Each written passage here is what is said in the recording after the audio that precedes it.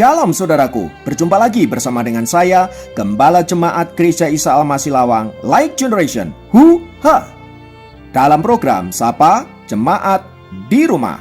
Tetap semangat, tetap berpengharapan, dan harus selalu yakin menjadi pemenang-pemenang di dalam Tuhan kita, Yesus Kristus. Firman Tuhan saya ambil dari Matius pasal 12 ayat yang ke-36.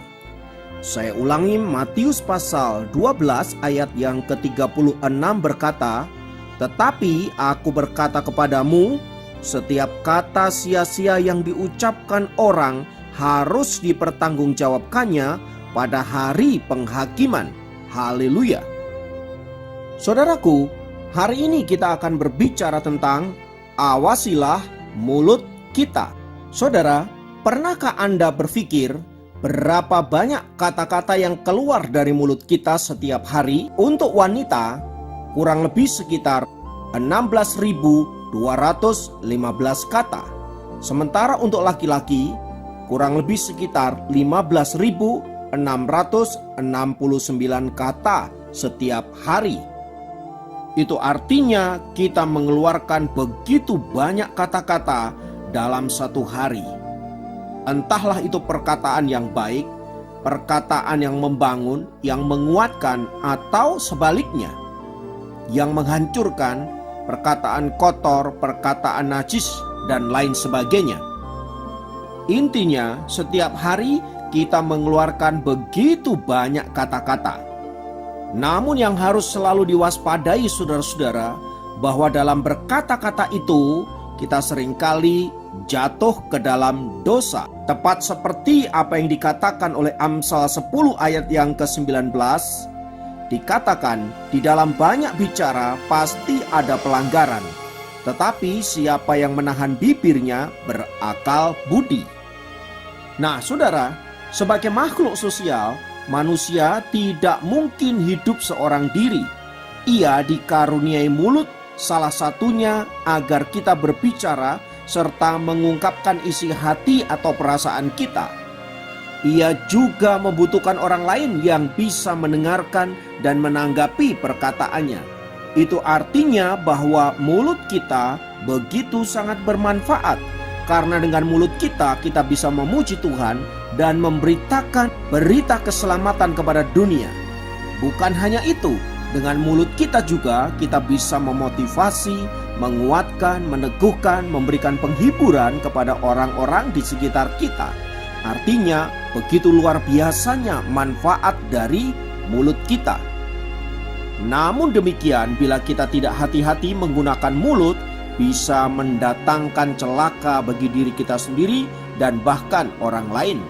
Tidak jarang setelah ngobrol dengan teman-teman tentang berbagai macam topik, kita perlu mengingat-ingat kembali tentang perkataan yang telah kita ucapkan.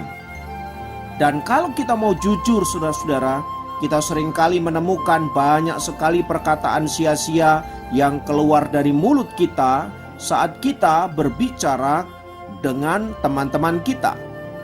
Yaitu perkataan-perkataan yang tidak bermakna, yang diucapkan hanya sekedar untuk membuat kita tertawa dan bahagia.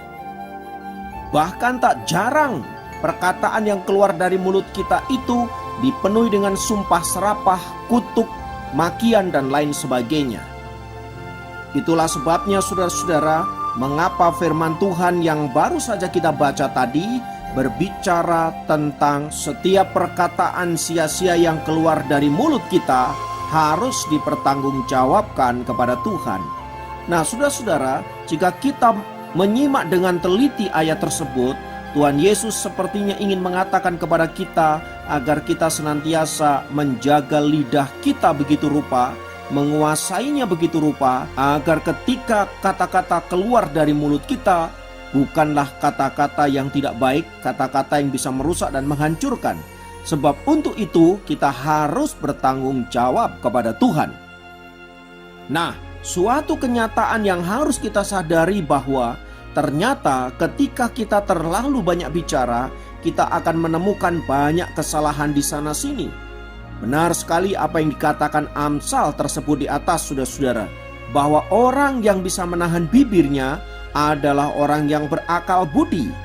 Nah, tahukah Anda bahwa ketika kita tidak bisa mengontrol mulut kita, maka yang biasanya terjadi adalah pertama, keluarnya kata-kata yang sia-sia. Sesuai dengan Matius 12 ayat yang ke-36 tadi, saudara-saudara, bahwa kita harus mempertanggungjawabkan setiap perkataan sia-sia yang keluar dari mulut kita pada hari penghakiman. Di dalam banyak bicara tanpa kita sadari, mengucapkan kata-kata yang mungkin tidak seharusnya kita ucapkan, seperti kata-kata kotor, umpatan, kutukan, dan lain sebagainya. Dan lebih daripada itu, saudara-saudara, umumnya ketika kita ngobrol sana-sini, kita mulai tergoda untuk membuat cerita-cerita, gosip, dan menjelek-jelekan orang lain, dan yang cenderung ada unsur fitnah dan merugikan orang lain. Tahukah Anda, ketika Anda memfitnah orang lain, dampaknya bisa sangat fatal bagi orang itu. Anda bisa menghancurkan hidupnya, bahkan masa depannya. Sungguh dahsyat sekali kata-kata yang keluar dari mulut kita yang tidak dapat kita kendalikan, dampaknya dapat merugikan orang lain. Nah, bila ada pihak lain yang merasa dirugikan, lalu membuat tuntutan secara hukum kepada kita, maka itu juga bisa merugikan hidup kita sendiri. Oleh sebab itu, saudara-saudara, waspada dan berhati-hatilah dengan mulut kita. Dan yang kedua, saudaraku, orang-orang yang mendengarkan perkataan-perkataan kita yang tidak membangun bisa jadi menjadi marah dan terluka. Ada orang-orang yang tidak bisa menahan mulutnya untuk tidak berbicara. Akibatnya tidak sedikit kata-kata pedas yang melukai orang lain keluar dari mulut kita. Hasilnya persahabatan bisa putus, orang lain bisa kecewa, dan karenanya kita bisa kehilangan damai sejahtera.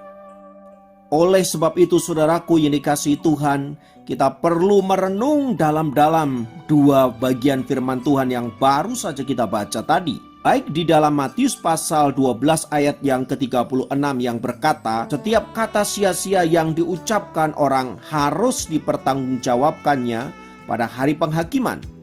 Atau di dalam Amsal pasal yang ke-10 ayat 19.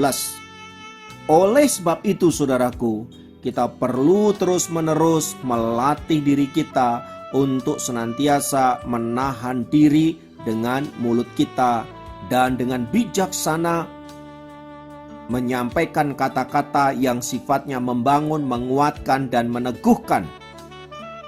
Saya percaya bahwa setiap kata-kata yang keluar dari mulut setiap orang percaya adalah doa. Oleh sebab itu, mari kita mengatakan perkataan-perkataan yang memuliakan nama Tuhan, yang memberi penghiburan, yang menyegarkan, dan lain sebagainya. Dan melalui firman Tuhan yang baru saja kita renungkan ini, mari kita terus belajar untuk mengendalikan lidah kita, mengendalikan mulut kita, mengendalikan perkataan kita, agar melaluinya kita boleh memuliakan nama Tuhan. Terpujilah nama Tuhan, mari kita berdoa. Bapa, kami naikkan pujian dan syukur untuk firman-Mu yang mengajar kami, untuk kami melatih dan mengendalikan diri kami, serta mulut kami dan perkataan kami, agar kami tidak menggunakannya secara sembarangan, melainkan hanya untuk memuliakan Allah, membangun, menguatkan, memberi penghiburan, dan bahkan menyampaikan kata-kata profetik yang membangun dan menguatkan. Terpujilah nama Tuhan kekal selamanya. Dalam nama Yesus kami berdoa. Haleluya. Amin. Demikian program Sapa Jemaat kali ini. Sampai jumpa dalam program Sapa Jemaat yang lain. Tuhan Yesus memberkati. Saat ini Tuhan kita Yesus sangat rindu agar anak-anaknya datang dekat kepadanya, bahkan terus disempurnakan di dalam kasih-Nya pada waktu kita menikmati hadirat-Nya. Bagaikan bejana siap dibentuk, demikian hidupku di tangan-Mu. dengan urapan kuasa rohmu, ku dibaharui selalu. Jadikan ku Allah dalam rumahmu, inilah hidupku di tanganmu. Bentuklah turut kehendakmu, pakailah sesuai rencanamu. Ku mau sepertimu Yesus, disempurnakan selalu dalam segenap jalanku, memuliakan namamu. Ku mau sepertimu, ku mau sepertimu Yesus, disempurnakan selalu dalam segenap jalanku, memuliakan namamu. Bapa, inilah doa umatmu. Kami rindu disempurnakan selalu. Haleluya.